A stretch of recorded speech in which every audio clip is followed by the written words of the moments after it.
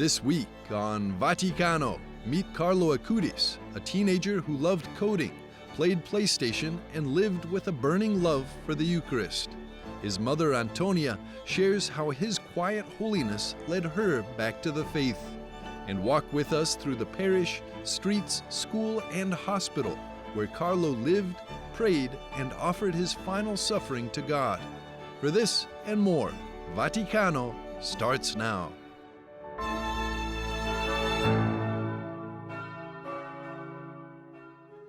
Meet Carlo Acutis, the Church's first millennial saint. Starting in Rome and the Vatican, we follow Carlo's footsteps by traveling to Milan, Italy, Carlo's hometown. EWTN News Rome correspondent Courtney Mares shows us the way. Hi, I'm Courtney Mares, a journalist with EWTN News and author of the book Carlo Acutis, A Saint in Sneakers. I'm happy to join you today from Carlo's hometown of Milan, Italy. Carlo has inspired my work in the world of journalism and media, and my hope is that in this video, you too will be inspired by Carlo's witness of what holiness can look like in the 21st century. Although to tourists the Duomo of Milan is just an iconic attraction, to Carlo it was his cathedral. Construction began in 1386 and took nearly 9 centuries to complete. Napoleon commissioned the facade while occupying Italy in the 19th century, and gargoyles and statues of saints were added over time, with still room for more in today's age. Here they celebrate Mass in the Ambrosian Rite, instituted by St. Ambrose himself, which is local only to Milan. This is the same liturgy that Carlo would have attended. But where did Carlo attend Mass? For that, we'll make our way to Carlo's neighborhood. Carlo lived in the area west of the Duomo called Zona Magenta, a picturesque part of Milan that's tucked away, but filled with iconic sights. We have arrived at the Church of Santa Maria Secreta, where Carlo Acutis attended daily Mass and grew in his love and devotion for the Holy Eucharist. One of Carlo's favorite phrases was, "The Eucharist is my highway to heaven." And this phrase really sums up the centrality of the Eucharist in Carlo's spiritual life.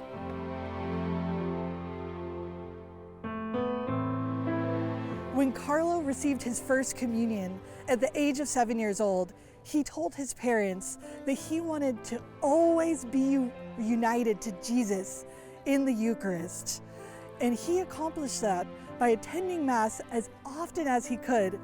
Inside the 16th century church, the pastor, Don Maurizio Corbetta, offers a pilgrim experience where he shows the very spot where Carlo used to sit and pray in front of the tabernacle. The church has a side chapel holding a relic of Carlo's heart for pilgrims to venerate. La terza frase, non io. Here's the third phrase, not me, but God. What do I tell the young people? Carlo is a friend of God, so it's a good idea to have friends who are friends of God. Because when we have something to ask, we can turn to Carlo and say, "Here, bring these requests before Jesus for us." Le nostre richieste davanti a Gesù.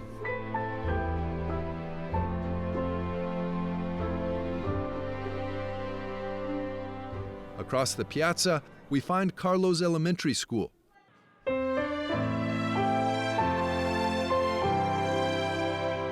This location represents a place where his faith, talents, and education all intersect. As a child, he developed a sense that every person is born an original made by God. The sisters who taught Carlo in class witnessed this firsthand. Each of us is truly original. So what is your originality? Just as Carlo discovered the Eucharist as the source to understand his own, and through that developed an inner dialogue with Jesus, he could ask him, "Where should I go? How can I be original?" And that becomes a way to make holiness accessible to everyone, to me, to you, to all of us. I didn't know, I didn't realize he was a saint when he was a boy, a little pupil in my school. And this is interesting because we must know that God doesn't ask to us to be like Carlo Acutis. He asks us to be like we are. We have to think of ourselves and see what is the beautiful project that God has upon us. This is the message of Carlo. Speaking with people who knew Carlo personally adds life to any walking tour. This is Rajesh, who worked for the Acutis family. Carlo inspired Rajesh to convert from Hinduism to Catholicism. They shared many memories together. Each and every corner of this garden, after coming to fetch Carlo, after his classes are over, I used to bring Carlo here and we used to play together. Little by little, when he was growing up, Carlo was always talking about the miracles that happens. He wanted to just share this message of Eucharist miracles. As the Church's newest saint, Carlo is an example to young people that true happiness is found when you put God first.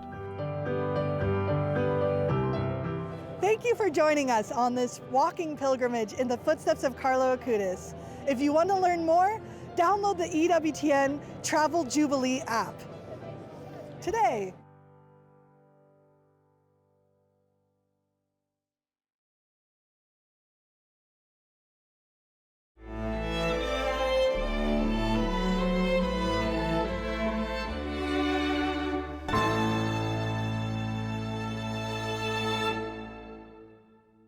A lot of parents blame themselves if their children leave the faith. With you, Carlo saved you. Yes. Can you tell us how he saved you? Carlo was really the mean that God used to make me understand that Jesus is really present in the Blessed Sacrament. And so the way he spoke about the Eucharist, that really Jesus is present in the Blessed Sacrament, that is his real presence. He also loved the poor and kids who were picked on. Tell us about that. Carlo couldn't remain indifferent to this poorness. And he started to buy sleeping bags, blankets, to bring meals to these people. He was 9 years old when he started to organize himself like a Charitas, domestic Charitas. I'm sure a lot of people congratulate you now. I mean, your son is going to be canonized. I mean, your son's a saint. Do you find yourself ever wishing this had not ever happened? Is it hard to struggle with the joy mixed with the sorrow of losing him so young? The fact that now he's canonized, I'm not surprised because few months after he died, he told me, "Mama, I will in my dreams." He appeared me in my dreams, and he said, "Mama, I will be beatified, and then I will be canonized." You prayed to your son? Yes, of course, I asked Carlo to help me, to intercede me, and but I have also a very direct, prayers to God always. Oh God, and I always remind Carlo, please God. Oh, yeah. I pray very much God and the Virgin Mary, but especially Jesus. For me, it's. So Carlo's a saint, and he's also a teenage kid. What was his favorite video game? But he loved very much video games. He did, yeah. PlayStation. When he was 8 years old. He had a PlayStation, yeah? Yes, they gave us, Carlo, a PlayStation as a gift, an aunt. And, but Carlo had written in the newspaper, he knew very well English, because my mother-in-law is half English. And he wrote that in the United States, a lot of young people were in the clinic, in the hospital, because they are addicting of using too much these video games. Yeah. And so he said, no, I mean, I don't want to, I will use maximum 1 hour per week. And he maintained always this goal. When our kids suffer, and this is an unfortunate reality, that's when you see the full greatness of their souls. His illness lasted 7 days, more or less. Wow. And once he woke up and he couldn't move. And so we we decided to take him to the hospital. The doctor advised us to take him on the hospital. And during we were driving to the hospital, he told us, I won't come out alive from this hospital. I will give you many signs. During the illness, always with a smile, never complaining, say, when the doctor were asking him, are you suffering? He used to say, there are people that are suffering much more than I, always with a smile. And really, he died as a saint. What a lot of grace that kid had. Yeah. It's unbelievable. Yes. Do you have any last word? I'm thinking of parents who lost a child, who don't have the consolation of their child being canonized a saint. Yeah.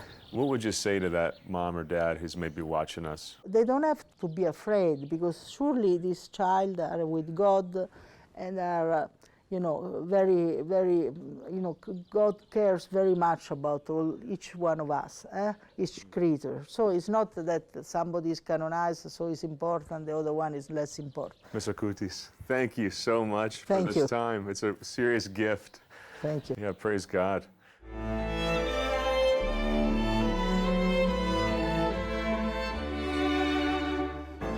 Up next, how a young saint turns suffering into love, inside the hospital where Carlo Acutis gave his final yes to God.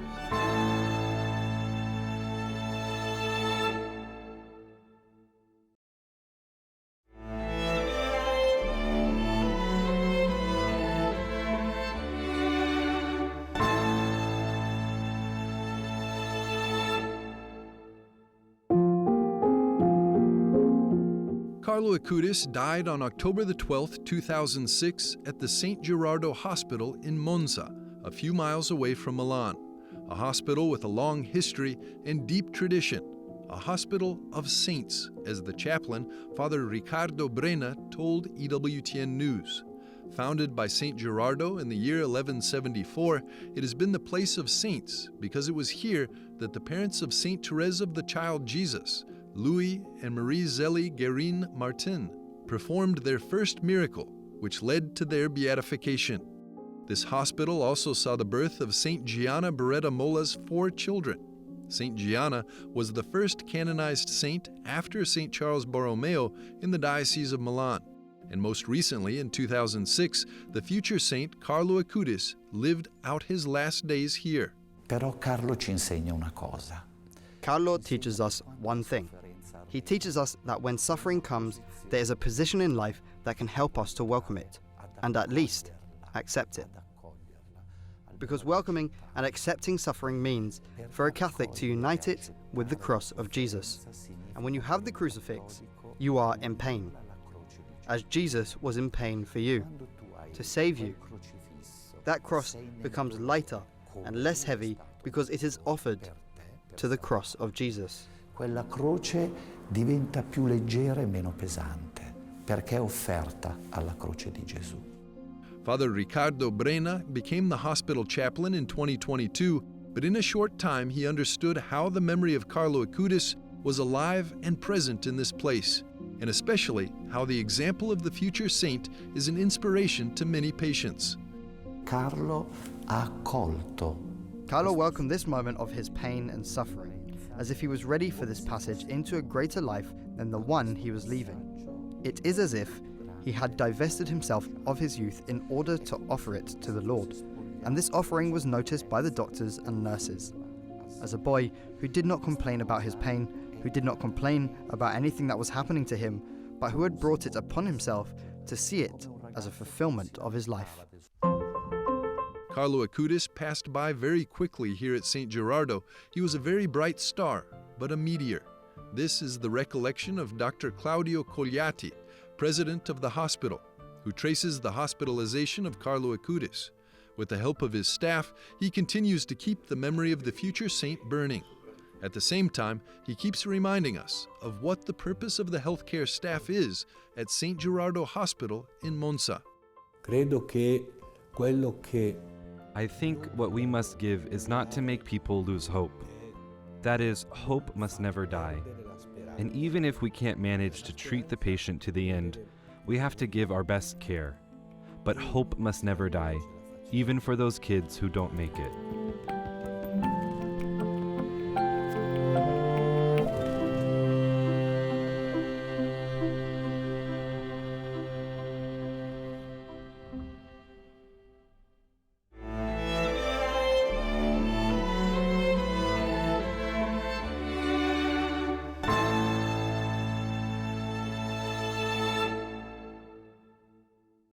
Nicola Gori, you are the postulator for Carlo Acutis. Can you tell us a little bit what you have learned from this soon-to-be saint, very young saint, for your own life?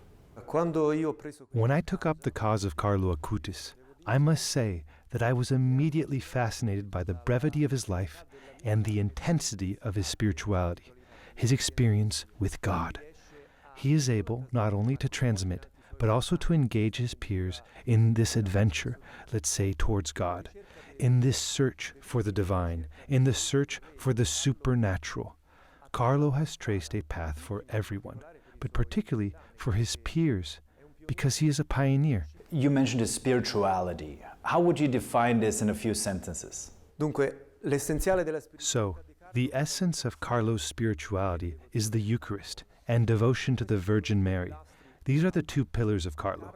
Carlo lived as a soul in love with the Eucharist, so his entire life was centered around the Eucharist, participation in Mass, Eucharistic adoration, and then making Jesus known to others, bringing the message of Jesus to others.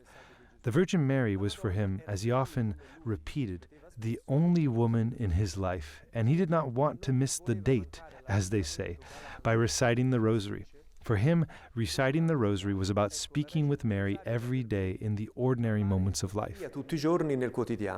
But he's also famous to bring the spirituality out into online, into the World Wide Web, and to let others participate on it. Sappiamo che era un genio del computer. Per l'informatica studiava. We know that he was a computer genius, studying from university textbooks, despite being only in middle school. From a technical standpoint, he would have become an engineer. But what did he do with this? He put his talent at the service of his faith. He created the website for his parish in Milan, and he created the website for the Cultorum Martyrum, the Pontifical Academy, and then he managed to create that famous exhibition of Eucharistic miracles, which traveled around the world. A fare quella mostra famosa dei miracoli eucaristici che ha girato per il mondo. On the one hand, it's beautiful that we have so many documents, images, videos of him, and testimonies also of him, and at the same time there's so much to look at, no? Because you have to look at everything that he wrote, everything that he recorded, if it's in line with sainthood. Certamente, sappiamo che durante il processo diocesano a Milano hanno due periti. Certainly, we know that during the diocesan process in Milan, two computer experts analyzed his computer, everything he viewed and everything he had on it. They found that there was nothing unusual. Everything was focused on the search for the good. He would visit websites to deepen his knowledge, whether looking for photos of operatic music or researching exhibitions about the Virgin Mary or figures of holiness. So he used the web in a clean, honest way, and as a result, he is a witness who tells everyone it is indeed possible to use the internet for good purposes. Che dice a tutti si può usare effettivamente internet a fin di bene. He was very focused on the Eucharist, on praying the Rosary, a devotion to Mary. At the same time, he seems also to have been a very normal child, a very normal teenager. My son loves the image of Carlo Acutis costumed as Spider-Man. Sì, effettivamente era un giovane come gli altri, identico. Yes, indeed, he was a young man like any other, identical. He loved to play, he loved to have fun, and he would go out with his friends.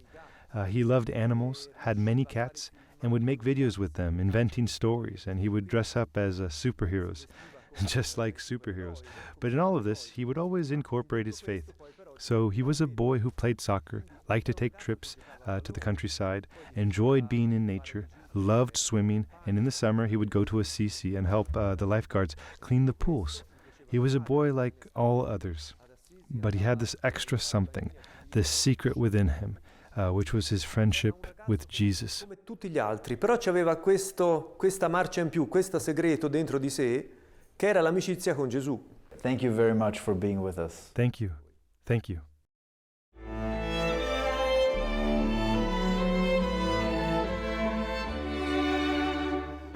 Coming up, meet the young people inspired by Carlo Acutis, spreading the gospel with smartphones, creativity, and joy.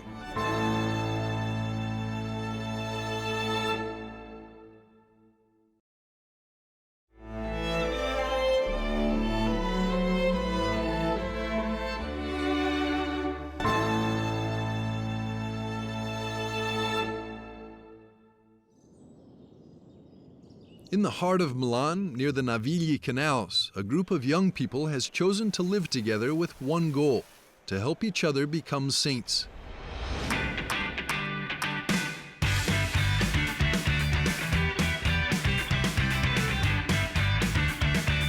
Their community, called Fraternità, Living for God, is inspired by the legacy of Carlo Acutis and based at the parish of San Gottardo al Corso. The spark that lit this journey came during Carlo's beatification. No, sono tutti un po' pazienti, ok. Father Alberto Ravagnani, a young priest and communicator, brought a small group of teens to witness the ceremony, and something shifted. Per me Carlo Acutis è importante perché For me, Carlo Acutis is important because when he was beatified, I had this feeling a few days beforehand that I needed to go and go with the young people. Why? Because they were his peers. At the time, Alessio, Jacopo, and Federico were kids from my parish youth group. They were the same age as Carlo when he died. I felt that his witness and life could inspire them. I believe something truly happened there, because in the face of his testimony, they changed. They came home different, began living differently, and that's how Fraternità was born, from the friendship between the three of them and me. A partire dall'amicizia fra loro tre con me. Carlo has always been our point of reference, seeing a young person who lived this faith so deeply, so seriously, who took this path with such sincerity at such a young age. It's deeply inspiring. Ed era così giovane. Carlo ha fatto qualcosa di Carlo did something extremely simple, yet incredibly powerful. And that made me think, I can do that too. I can be myself today. I can be my version of Carlo today, in a simple and authentic way. In the heart of Milan, Alessio, Jacopo, Federico, and 4 other young men shared daily life with Father Alberto Ravagnani in a community inspired by Carlo Acutis. Their days are simple but purposeful, marked by prayer, study, shared meals, and conversations about faith and vocation. While pursuing university degrees, they also study theology and develop their personal talents in music, writing, or digital media. Allora, ci svegliamo la mattina, preghiamo. We wake up in the morning, we pray, and then we have breakfast. After that, activities begin. That means if someone has to go to school, they go. Otherwise, we work. Our work is for Fraternità, organizing events, communication, community engagements, and developing projects, either our own or in collaboration with others. Carlo Acutis' presence is felt everywhere, and not just in spirit, but literally. A large portrait of him, a gift from his mother Antonia, greets visitors at the entrance of the apartment.